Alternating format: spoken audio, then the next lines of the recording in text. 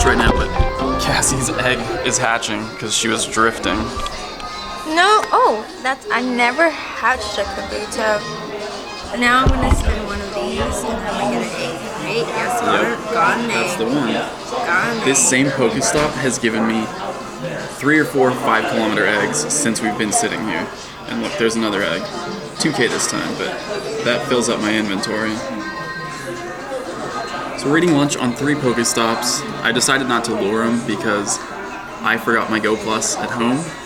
I don't like having my game open while I'm eating. Kind of just checking it once in a while to spin the Pokestops. We're on our way up towards the mountains to see if spawn rates have been increased there in, I think technically it's the Angeles National Forest. But we just found out that Pokemon Go has been updated to 0.51.0 for Android and 1.21.0 for iOS.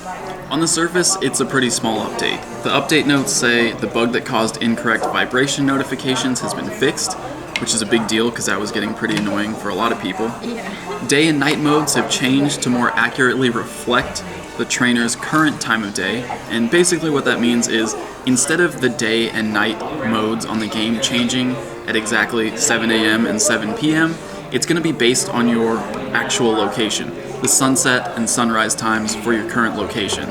And that's big for AR immersion because going outside at night when it's dark at 5 p.m. and the game is still bright as day really removes you from that real world aspect. So now with that being synced up with your actual day and night cycle of your current location, you're going to be a little bit more immersed in the game. And as always, minor text fixes. Cassie just went to wash her hands, but check this out. She is going to be so stoked when she comes back. Also, I just caught a Ditto on her phone. It ran from me. But there it is. Now, I'm just going to leave this open for her to see when she gets here. You guys have a Thank good you. one. Thank you.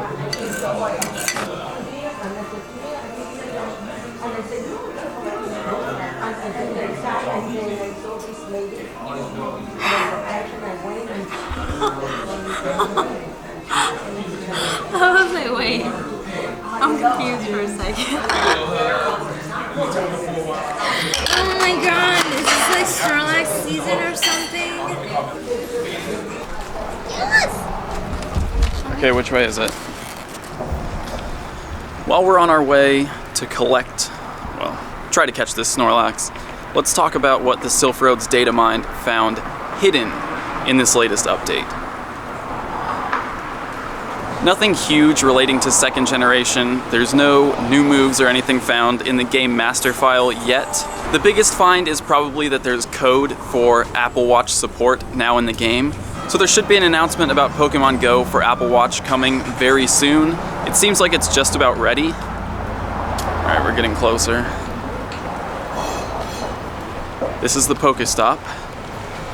Where is the big fella? There's also new customization options found. There's categories for gloves and socks and a Snorlax. And socks is actually kind of a big deal. I know Drumps is excited about it. So am I. Because my socks are usually the most colorful part of my wardrobe. $6.85. Should I just go Ultra Ball anyway? It's a Snorlax, of course I should.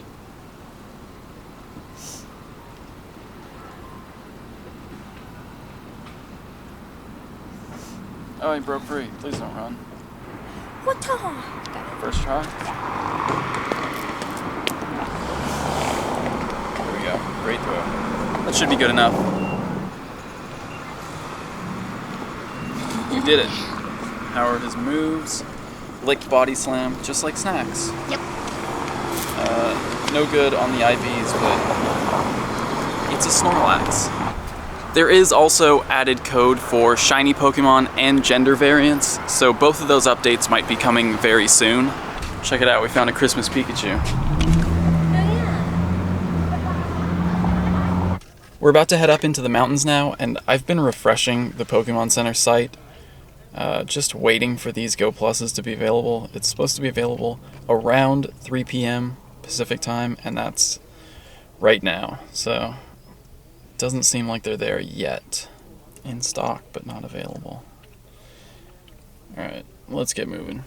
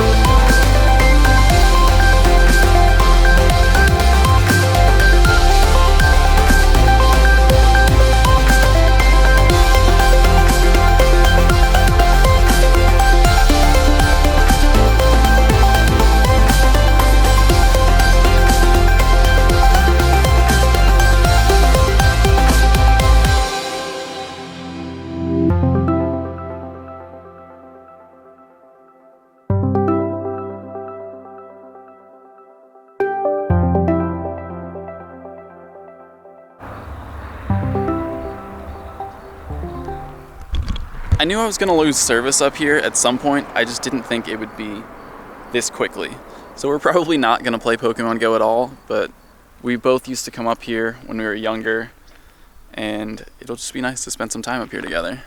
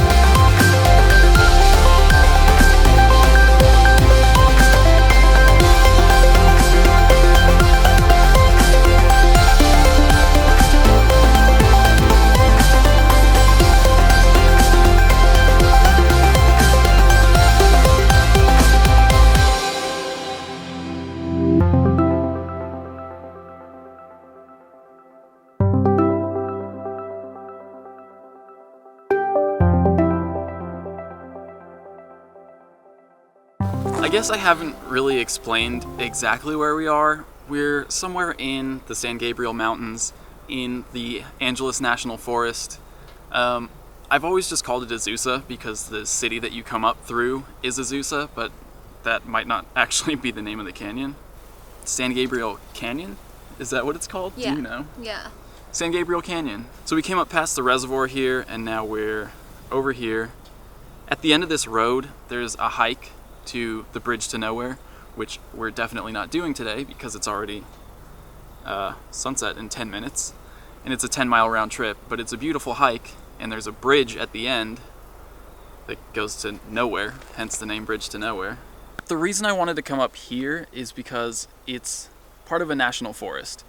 Angeles National Forest, San Gabriel Mountains. You see it there. It's green on the map. There's a Reddit post that I referenced yesterday from a Redditor in Australia who said that every national forest and state park that he went to that was green on Google Maps had increased spawns.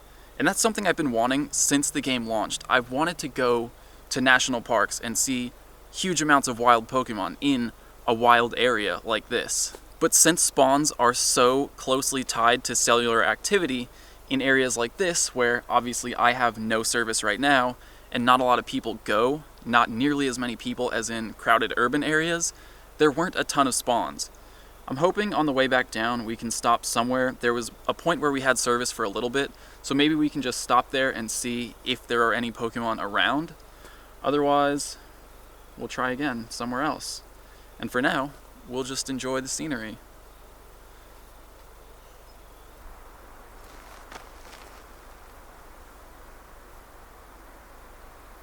These guys were up here panning for gold, which my friend's dad used to do when we would come up here.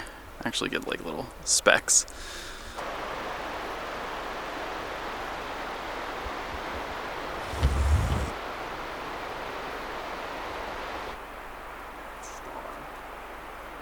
Is this star?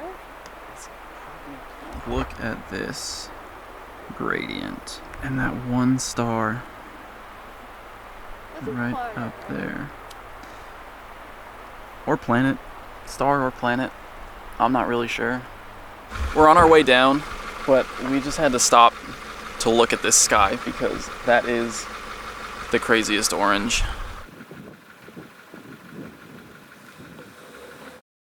We're back home now and check it out. Dark outside, dark in game, and it's 6:30. The day-night cycle was introduced in Gen 2 and it played an important role in some Pokemon evolutions. If you maxed out an Eevee's friendship and it evolved during the day, you would get Espeon. If it evolved at night, you would get Umbreon. It's definitely possible that day or night could influence Eevee's evolution in Pokemon Go, but this change to more accurately reflect your own local sunrise and sunset times doesn't make that any more likely. Real quickly, I do also want to mention that today we finally found out the economic impact of the Lapras event in Japan last month. It's been reported that the city of Ishinomaki, which was sort of the main hub of the event, that's where the most people were, over 100,000 people came to Ishinomaki for the event, and the city pulled in about $20.7 million as a result of that. Considering that it cost about $250,000 to put this entire event on, not just in Ishinomaki, but along the entire coast in the Tohoku region, that's a pretty solid profit. It's great to hear that the city benefited so much from the event, and hopefully that money is already going towards rebuilding, being put into projects in the area, and it's incredibly humbling to know that we, all of us, together, were able to contribute to that. The article that was posted today also pointed out that Niantic put on this event for free. The original report was that they were paid about $47,000 for the event, and it turns out that the city of Ishinomaki, or the local government, offered Niantic $47,000, and Niantic declined and put the event on for free, which is, I think, says really good things about them. It also says really scary things in that they can bring 100,000 people to this city by just putting a digital creature there. It's like one step away from mind control. But overall, I think it's really amazing that the event was so successful for the city and for the region as a whole. And it's also really exciting for AR in general to see how much of an impact things that exist in a digital space can have in the physical world. Now there is one more thing that the Silph Road found in their data mine that wasn't reported at first, but we know about it now. There's a little bit of information suggesting that there might be another holiday event coming, something bigger than just this holiday Pikachu. 6 new images for gift boxes were found in the game update. The code refers to them in tiers from bronze to gold, and then also gives them designations like special, great, or ultra. There's a new attribute in the code called has holiday items that refers to the shop, so it seems like these gift boxes might be available in the shop. To support that theory, there's also an updated shop icon that has a sort of gift wrap around it, suggesting that that icon might appear when these gift boxes are available in the shop. Beyond that, there's not much else suggesting how this event might work, how these boxes will be obtained, what they're going to contain. There's nothing confirming that you'd have to buy the items in the shop. They might just be there for you to pick up at some point and include some kind of holiday giveaways, maybe gloves or socks that were referenced in the code earlier. And of course there is the second gen Pokemon Delibird, whose signature move is Present, where he gives you a present and it either heals you or explodes and deals damage. So it seems appropriate for Delibird to somehow be associated with this event, but I wouldn't be surprised at all if he didn't appear. Hopefully we'll get some kind of confirmation soon from Niantic about when this event will start and how exactly it's going to work, because there are only 6 days left until Christmas. It's definitely possible that the event could start on Christmas, or that it might not even be an event at all and that every person is just going to get one box randomly on Christmas. But whatever it ends up being, hopefully we'll find out soon. And while we're talking about presents, here are some presents for you. They're like scarves, hat scarves, neck scarves, I don't know. Remember, I tried to just get as much flat stuff as possible so I could fit it all in my suitcase. But they have some nice Pokemon prints on them. Check it out. Pikachu with a hat. And a Pikachu and a flower. I don't know. Could make a nice present for someone. So if you want them, the link is in the description. As always, just be subscribed to the channel and you're entered. That's it for this episode. I hope you enjoyed it. Stay tuned for more information coming up on this potential holiday event. I'll see you guys tomorrow.